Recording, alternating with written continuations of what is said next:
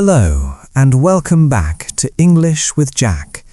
It is my mission to help you move beyond simple textbook phrases and start understanding the rich, natural flow of English as it is actually spoken. In today's video, we are going to explore a story titled The Librarian's Secret, which focuses on the very useful idiom to turn a blind eye. By listening to this narrative, you will improve your ability to follow complex storytelling while learning vocabulary related to workplace rules, personal judgment, and empathy. Fiona had worked at the city's central library for over 20 years, and in all that time, she had never broken a single rule. She was a woman of strict routine and immaculate organization.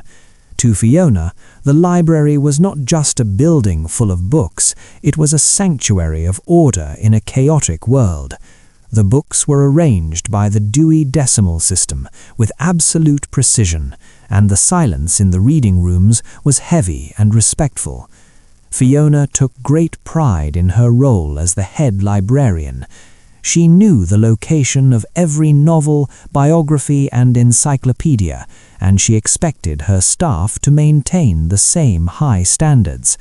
However, her patience was currently being tested by the newest member of the team, a young man named Marcus. Marcus was everything that Fiona was not.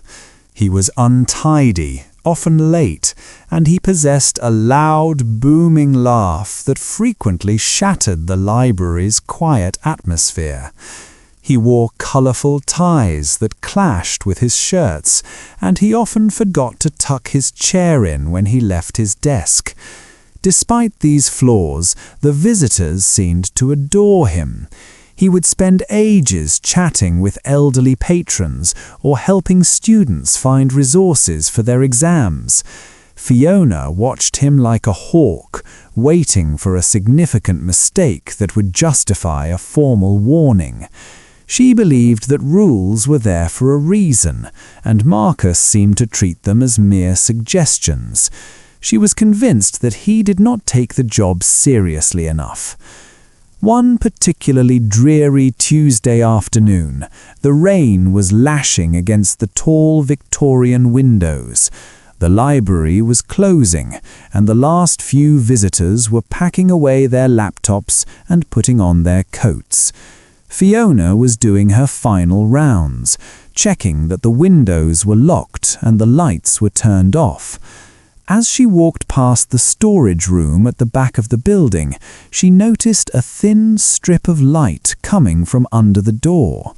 This room was strictly for authorized staff only and was used to store delicate archives. Frowning, she walked quietly towards the door.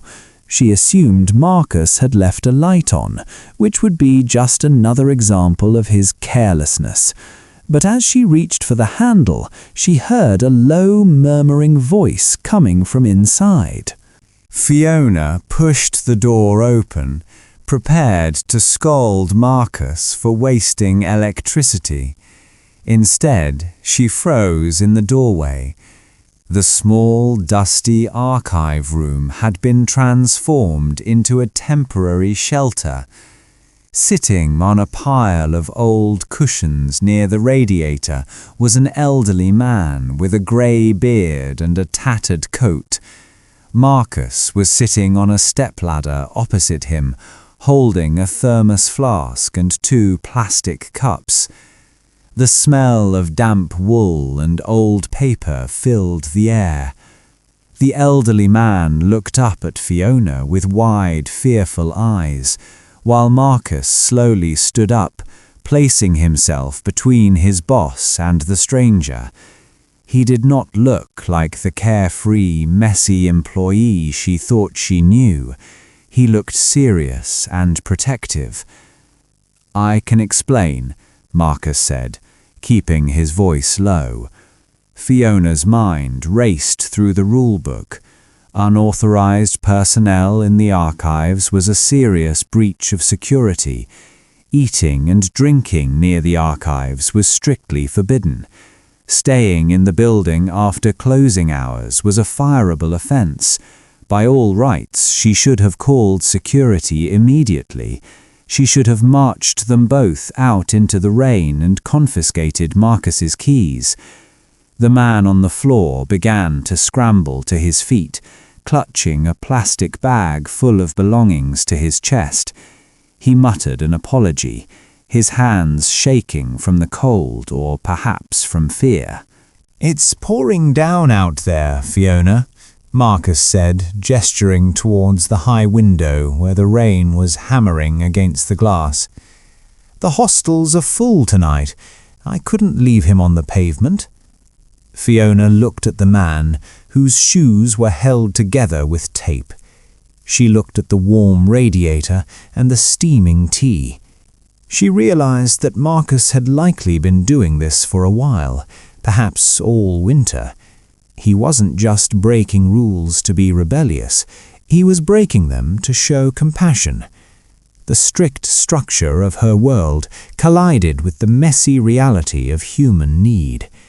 For the first time in 20 years, the rulebook in her head felt heavy and cold. She looked at Marcus, waiting for her judgment, and then she looked at the shivering man, who was terrified of being thrown back into the storm. Fiona took a deep breath, inhaling the dusty scent of old paper. She looked at the security log in her hand, the pen hovering over the paper where she was supposed to record any irregularities. Marcus braced himself, expecting a lecture or immediate dismissal. Instead, Fiona slowly placed the pen back in her pocket. She adjusted her glasses and stared intently at a shelf of unbound periodicals, deliberately looking away from the makeshift bed and the unauthorized guest. She reached into her handbag and pulled out a packet of digestive biscuits she had bought for her evening tea. Without looking directly at Marcus, she placed the packet on a nearby stack of boxes. "The heating turns off automatically at midnight," Fiona said, her voice stiff but quiet. "And the back door lock is temperamental. You need to pull the handle up firmly to ensure it catches when you leave. Do not set off the alarm." She turned on her heel and walked back towards the corridor. Marcus remained silent, stunned by the reprieve. He realized exactly what she was doing. She was not giving permission. That would be against the rules. Instead, she was choosing to pretend she had seen nothing. She was allowing her humanity to override the regulations she held so dear. Fiona walked briskly to the main entrance, her heels clicking rhythmically on the linoleum floor. She put on her coat and opened her umbrella before stepping out into the dark, rainy night. As she locked the main doors, she felt a strange sense of relief. For 20 years, she had believed that maintaining order was the most important part of her job. But as she walked to the bus stop, she smiled to herself. She had maintained order in the library, but for one night she had also helped maintain a little bit of dignity for a stranger. She had turned a blind eye to the infraction, and she knew she would sleep better because of it. And that marks the end of our story for today.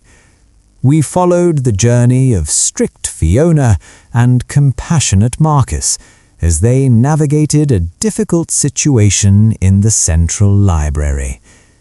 Notice how we focused on the idiom to turn a blind eye. This phrase was perfectly illustrated when Fiona chose to ignore Marcus breaking the rules because she understood the moral value of his actions. She saw the problem, but she decided to act as if she hadn't, allowing a kind act to take place without official consequences. If you enjoyed this story and want to improve your English with more narratives like this, please make sure to like this video and subscribe to the channel. It really helps us grow. See you in the next lesson.